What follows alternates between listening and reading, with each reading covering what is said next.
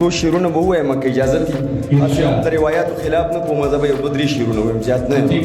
چې هره شیبه د هیلو بنده دروازه ووهم زه په خاموشه شوګیره تمامه شپه ووهم د پښتنو په قتل عام به څنګه چپ پاتې شم زه ملا نه یم چې په داسې حق په خپه ووهم چې مې په خپلو وسایلو کې محتاجه ساتي زه دې ګونګی شم چې د زنده‌باد ناره ووهم زه ولې بیا د خودپرستو یارانې وکمه زه ولې بیرته ځان د جبر په چاړه ووهم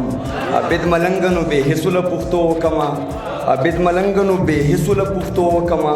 عابد ملنګنو کڼو ته نغاره ووهم او یو څو شعرونه چې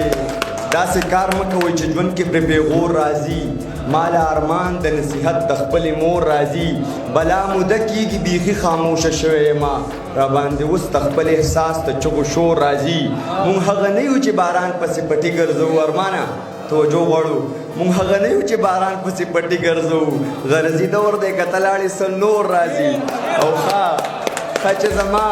ښه چې زما په دروازه کې څوکیدار ولاړ دي شاهد صاحب ښه چې زما په دروازه کې څوکیدار ولاړ دي ښه نو دا غل څنګه ډاډه زما په کور راځي او بس دا پوره دا بېجانه چې کردار یې سپین وي خیر دی که داسې په کیمره کې د اکسټور راځي ډېره مننه بس دا یو شی چې خلک سپین رنګ اوس پیمانې له د معیار ساتي عجیبه خلک دي د خدای په کار کې کار ساتي دلته د غلو په لاس کې تله د انصاف ورغلې دلته د دوو ټکو سړي په سر دستار ساتي دلته د خېټې غم په خلکو سمې لوبې وکړې دلته مجبوره اجراګان هم ځان سنګار ساتي او زه به د وخت د ظالمانو خلاف کلک ولاړ یم هر څوک هر وخت د مرګ سوري راته لار ساتي دا خودپرسته زمانه او دا دوه ژبې خلک عابد ملنګ به خدای وهلی وي چې یار ساتي